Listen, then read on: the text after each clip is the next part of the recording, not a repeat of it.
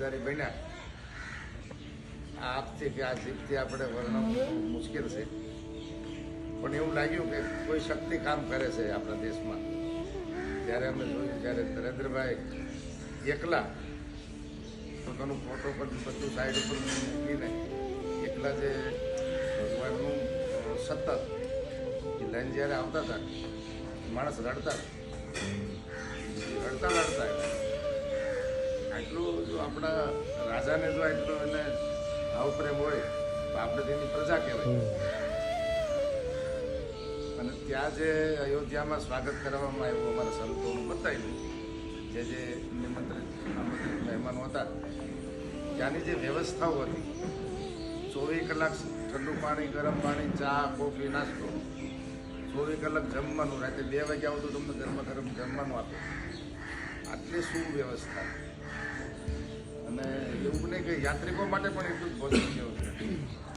અને ઐતિહાસિક ક્ષણના જે દર્શનનો હું ભાગીદાર બન્યો અને ભગવાને મને જે નિમિત્ત બનાવ્યો અને અંકલેશ્વરનું પ્રતિનિધિત્વ મને જે મળ્યું, અને એમાં મને આનંદ તો એ છે કે જે 1008 યજ્ઞ ચાલુ થયું, બહુ મોટું યજ્ઞશાળા, બહુ મોટી વિશાળ હતી, 15 થી 20 વીઘામાં હતી. 1008 કુંડ હતા, એમાં જે મેન કુંડ, મધ્ય કુંડ આવે, એમાં જે મને બેસાડીને મને જે આહુતિ કરવાનું જે મને જે અવસર મળ્યો, ત્યારે ભગવાનને એમ થયું કે કોઈ શક્તિ કામ કરે છે. અને મને જે એક આનંદ હતો, તમને બધાને યાદ કરીને કે ભગવાન મને જે બોલે, મારા અંકલેશ્વરના બધા ભાઈ બહેનોનું તમે દર્શન કરવા બોલાવજો, એ આહુતિનો જે મને અવસર મળ્યો તો લગભગ કોઈને નથી મળ્યો. તો મને ખબર નહીં, મને અંદર લઈ ગયા અને આહુતિ અપાવી. આ વર્ણન કરનાર તો કોઈ કવિ થાકી જાય. આવું અદભુત છે, સ્વયં આપણે એમ લાગે સ્વર્ગમાં બેઠા છે, સ્વર્ગ ઝાંખવું પડે એવી વ્યવસ્થાઓ. અને આપ પણ બધા જાજો દર્શન એકવાર, કારણ કે ભગવાન રામજીની જે ચિત્રકાર જે મૂર્તિ છે એને બનાવી છે, એનું કાલે મેં જોયું કે જે મેં બનાવી આ મૂર્તિ છે જ નહીં. આપણું કેમ સ્વરૂપ બદલી ગયું.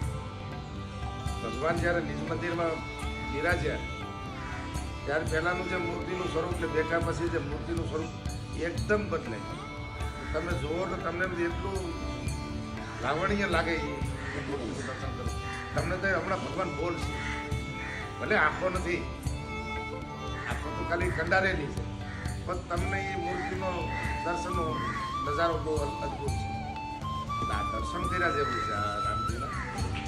અને ખૂબ સંતો બી ઘણા રહ્યા કે અમારી જે મહેનત અમે જ્યાંથી સમજતા હતા પરિષદમાં કે સંઘમાં ખૂબ મહેનત કરી છે કાર સેવામાં, એ સેવા ફળી.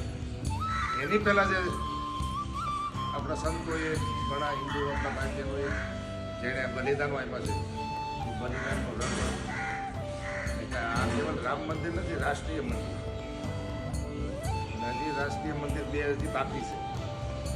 એ પણ મોદી સાહેબે તેજી જાહેરમાં કહી દીધું કે હવે હજી તો ચાલુ થયું છે, હવે ક્યારે અટકશે કંઈ નક્કી નથી. હજી આપણું કાશી મથુરા તો બાકી જ છે. પણ તમે એકવાર જરૂર જાજો, એકવાર આ ભગવાનના દર્શન કર્યા જેવા છે. તમને તિરુપતિ 2 વર્ષ પછી તિરુપતિ પર જવાનું નામ નહીં લે, પેલા અયોધ્યા જાઓ. જય શ્રી રામ.